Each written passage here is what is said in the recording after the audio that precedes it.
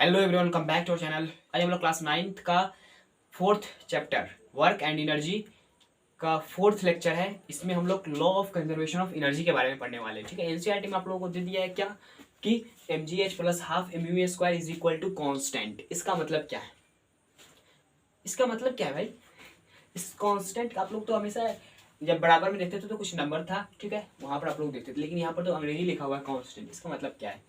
तो इसका मतलब समझने के लिए मैं आप लोगों को एक बात बताता हूँ कि फ्री फॉल के बारे में आप लोग जानते होंगे। क्या होता है जब किसी इस बॉडी के यहाँ से रिलीज कर रहा हूँ तो ये फ्री फॉल कर रहा है। ठीक है, फ्री फॉल कर रहा है। क्या कर रहा है? यहाँ से गिर रहा है तो फ्री फॉल, क्यों? ग्रेविटी के परसेंस में फ्री फॉल कर रहा है। ओके, मान लीजिए ये ग्राउंड है। अच्छा, आप लोग इससे पहले आप लोग ये बात याद रखिए कि आप लोग क्या पढ़े हुए हैं कि energy can not be created, can not be destroyed. ठीक है, हम लोग एनर्जी को नहीं बना सकते और नहीं बर्बाद कर सकते। एनर्जी जितना है उतना ही रहेगा। ठीक है, आप लोग जानते हैं। ठीक, तो यहाँ पर जब आए, मान लीजिए यहाँ पर एक बॉल रखा गया है, ठीक है, जिसका मास m है और टोटल हाइट यहाँ से ग्राउंड से कितना है? उसका h हाइट है। इस h हाइट को मैं 3 भाग में काट लेता हूँ। ठीक है, 3 भाग में। तो 3 भाग में मैं जब काटूंगा तो कितना हो जाएगा? ये h/3, यहाँ से यहाँ तक का h/3, यहाँ से यहाँ तक का h/3। ठीक है, h/3 h/3 h/3। ठीक है, अब इस बॉल को मैं पकड़ के रखा हूँ यहाँ पर। जैसे ही इसको छोड़ूंगा तो यहाँ पर मैं इसको पकड़ लूंगा। ठीक है, यहाँ पर पकड़ूंगा नहीं, मतलब यहाँ पर स्क्रीनशॉट, मान लीजिए यहाँ पर जैसे एक बंदा यहाँ पर कैमरा लेके खड़ा हुआ है और इसको मैं छोड़ रहा हूँ, तो यहाँ पर जैसे है इस लाइन पर, तो उसका स्क्रीनशॉट ले लिया। ठीक है, कि यहाँ पर इसका वेलोसिटी कितना है। तो यहाँ पर जैसे ये बॉल आएगा तो इसके पास कुछ वेलोसिटी होगा v। ठीक है, तो इस वेलोसिटी v है और यहाँ से हाइट कितना है? तो हाइट इसका जो होगा, ये वाला हाइट यहाँ से यहाँ तक, तो h/3 प्लस h/3 तो 2h/3 हो जाएगा। h/3 क्या हो जाएगा? 2h/3। यहाँ से हाइट कितना है? 2h/3। ओके, यहाँ पर जो मास था उसके पास क्या था? सिर्फ पोटेंशियल एनर्जी था। क्यों? क्योंकि इसके पास कोई वेलोसिटी नहीं था, तो काइनेटिक एनर्जी 0 था। ओके, और इसका मतलब क्या है कि जो एनर्जी है वो हमेशा कांस्टेंट रहेगा, जितना था उतना ही रहेगा, कभी भी बदलेगा नहीं। तो ये वाला एनर्जी जो इसके पास शुरुआत में एनर्जी है और यहाँ पर जितना एनर्जी होगा, दोनों एनर्जी बराबर होंगे। ठीक है, तो यहाँ पर इसके पास सिर्फ पोटेंशियल एनर्जी है, तो कितना है? mgh है, mgh है। ठीक है, plus kinetic energy half m, velocity यहाँ पर 0 था तो 0 का स्क्वायर, तो ये ले देंगे पूरा का पूरा टर्म 0 हो जाएगा। ठीक है, तो इसको हटा दीजिए 0, कोई बात नहीं, प्लस 0 इज इक्वल टू। अब देखिए, अब इस यहाँ पर आने के पास इसके पास कुछ पोटेंशियल एनर्जी भी है और कुछ वेलोसिटी भी है। कुछ पोटेंशियल एनर्जी और कुछ वेलोसिटी है। क्या है? कुछ पोटेंशियल एनर्जी और कुछ वेलोसिटी है। हम लोगों को प्रूफ क्या करना है कि यहाँ पर जो एनर्जी था और यहाँ पर जो एनर्जी है वो दोनों बराबर होगा। मतलब ये mgh plus 0 is equal to यहाँ का बराबर होगा। ये वाला एनर्जी और ये वाला एनर्जी बराबर होगा। ठीक है, क्यों? क्योंकि law of conservation of energy के हिसाब से। क्यों? क्योंकि जो दुनिया में जितना भी एनर्जी है वो जितना है उतना ही रहेंगे। ठीक है, वो नहीं बदल सकते। ठीक है, तो यहाँ पर देखिए, अब यहाँ पर क्या है कि इसके पास कुछ वेलोसिटी है और यहाँ से हाइट कितना है? तो 2gh/3। तो mgh कितना है इसका? तो 2h/3, मतलब हाइट कितना है? 2h/3 हाइट पर है। तो इसके पास पोटेंशियल एनर्जी कितना है? mg 2h/3 plus half m v square. Velocity कितना है? तो v है, तो v का स्क्वायर। ओके, अब बात क्या है कि इसका जो वेलोसिटी होगा वो वेलोसिटी हम लोग कैसे फाइंड करेंगे? तो वेलोसिटी फाइंड करने का तरीका बताता हूं मैं। फ्री फॉल का केस है तो यहाँ पर एक्सेलरेशन क्या होगा? -g, और यहाँ से यहाँ तक डिस्प्लेस कितना किया है? तो डिस्प्लेसमेंट हो गया -h/3। नीचे की डायरेक्शन में है तो डिस्प्लेसमेंट -h/3। इनिशियल स्पीड क्या है? 0 है, तो v square is equal to u square plus 2as लगा कर निकाल सकते हैं। फाइनल वेलोसिटी निकालना है, u स्क्वायर 0 का स्क्वायर प्लस 2g ठीक है, तो यहाँ पर मैं प्लस इसलिए लिखा हुआ क्योंकि माइनस इंटू माइनस होकर प्लस हो जाएगा। ठीक है, तो यहाँ से v square is equal to 2gh/3। ठीक है, v स्क्वायर का वैल्यू मिल गया। v स्क्वायर का वैल्यू हम लोग यहाँ पर पुट कर देंगे। ठीक है, तो v स्क्वायर का वैल्यू पुट करेंगे तो क्या हो जाएगा? 2gh/3 यहाँ पर 2 से 2 कट जाएगा। ओके, आगे क्या हो जाएगा? mg 2h/3 plus mgh/3। यहाँ पर mg है, यहाँ पर mg है, तो mg को कॉमन कर लेंगे। यहाँ पर क्या बचेगा?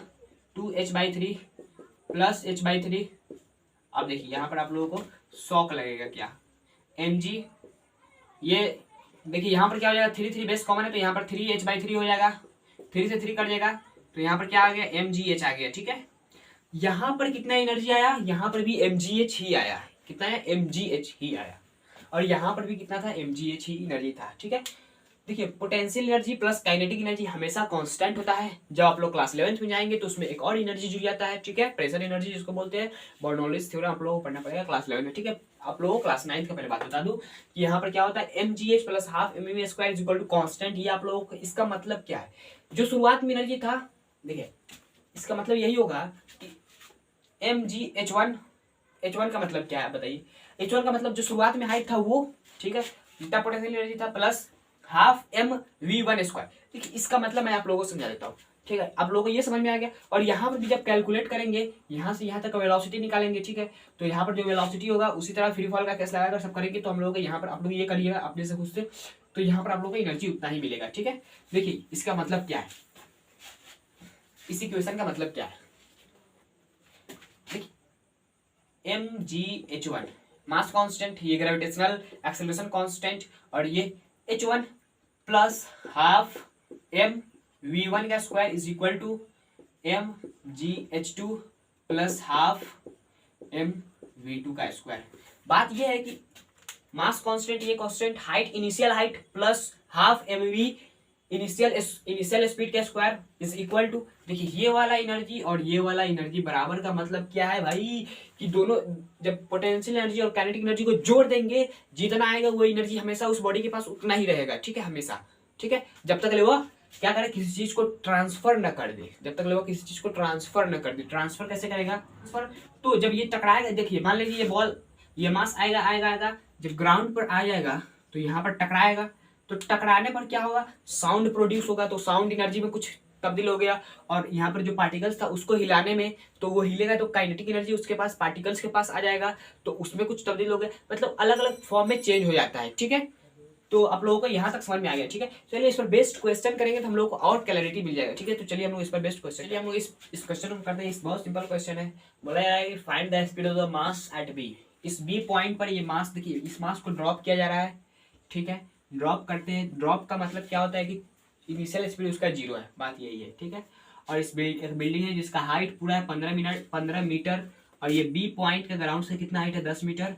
ठीक है, तो ये वाला हाइट कितना हो जाएगा, ए से बी तक का हाइट, ये वाला 15 - 10 कितना हो जाएगा, 5 मीटर। ओके, इस पॉइंट पर हम लोग से वेलोसिटी पूछा है। देखिए हम लोग यहाँ पर फ्री फॉल का मतलब जो इक्वेशन ऑफ मोशन होता है उसको भी लगाकर निकाल सकते हैं, लेकिन हम लोगों को वो लगाना नहीं है। हम लोगों को क्या करना है, कंजर्वेशन ऑफ एनर्जी लगाकर निकालना है। ठीक है, तो क्या पर हुआ है, हाफ mv1 का square plus mgh1 is equal to half mv2 का स्क्वायर प्लस mgh2। ठीक है, h2। ओके, तो हाफ mv स्क्वायर, देखिए इनिशियल स्पीड इसके पास 0 था, तो ये टर्म तो 0 हो गया, प्लस मास कितना है, 2 kg। जो ग्रेविटी का हम लोगों को लेना पड़ता है 9.8 कैलकुलेशन में, लेकिन मैं यहाँ पर आसानी के लिए, मतलब कैलकुलेशन को आसान करने के लिए 10 ले लेता हूँ, इनटू हाइट कितना है, टोटल हाइट 15 मीटर है। ठीक है, 15 मीटर। ठीक है, तो हो गया ये, इज इक्वल टू हाफ, मास कितना है 2 kg, इंटू फाइनल वेलोसिटी हम लोगों को फाइंड करना है यहाँ पर, तो v2 का स्क्वायर प्लस m, मास कितना है 2 इंटू 10 इंटू हाइट कितना है 10 मीटर, बी पर कितना हाइट है 10 मीटर। ओके, तो आगे आप कैलकुलेट करेंगे तो 300 इज इक्वल टू, ये 2 से 2 कट जाएगा, तो v2 का स्क्वायर प्लस 200, तो v2 का square is equal to 300 minus 200, तो 100 हो जाएगा। ओके, अब देखिए v2 का वैल्यू क्या हो जाएगा, √100, और v2 का वैल्यू क्या हो जाएगा 10 मीटर पर सेकेंड। ठीक है, तो बहुत सिंपल था। यहाँ पर फ्री फॉल का केस भी लगाकर हम लोग इक्वेशन ऑफ मोशन लगाकर निकाल सकते हैं, लेकिन हम लोग को कंजर्वेशन ऑफ एनर्जी के हिसाब से निकालना था। ठीक है, कैसे यहाँ पर लगा सकते हैं ना इक्वेशन ऑफ मोशन, कैसे v square equal to u square plus 2s क्यों, क्योंकि इनिशियल स्पीड क्या है 0 मीटर पर सेकेंड है। ठीक है, acceleration due to gravity -10 - g यानी -10 मीटर पर सेकेंड स्क्वायर। ठीक है, डिस्प्लेस कितना किया, तो 5 मीटर माइनस में किया। माइनस में क्यों, इसलिए माइनस में लिया क्योंकि क्या हो गया कि यहाँ पर जो माइनस नीचे की डायरेक्शन में ये क्या किया, डिस्प्लेस किया इसी की वजह से। तो V square is equal to U square plus 2as लगा सकते थे। फाइनल स्पीड निकालना है, V square is equal to initial का जीरो का स्क्वायर जीरो जाएगा plus 2 into acceleration into gravity -10, displace कितना किया -5, तो कितना हो गया, तो हो गया 100। तो वी स्क्वायर था, V is equal to 10 metre पर सेकेंड। यहाँ से भी वही आंसर आया जैसे कंजर्वेशन ऑफ एनर्जी से आया। ठीक है, तो सिंपल बात यही है कि हम लोग को क्वेश्चन में देगा तो कंजर्वेशन ऑफ एनर्जी लगाने की कोशिश करें। क्यों, क्योंकि आप लोगों को उससे मतलब कॉन्फिडेंस आया कि हाँ इसका भी यूज हो सकता है, कहीं पर ये नहीं लगेगा, कहीं पर ये लग सकता है। ठीक है, तो आई होप आप लोगों को समझ में आया होगा। समझ में आया तो इस वीडियो को लाइक कर दीजिएगा, चैनल पर नए हैं तो चैनल को सब्सक्राइब कर लीजिएगा। ठीक है, चलते हैं, जय हिंद जय भारत।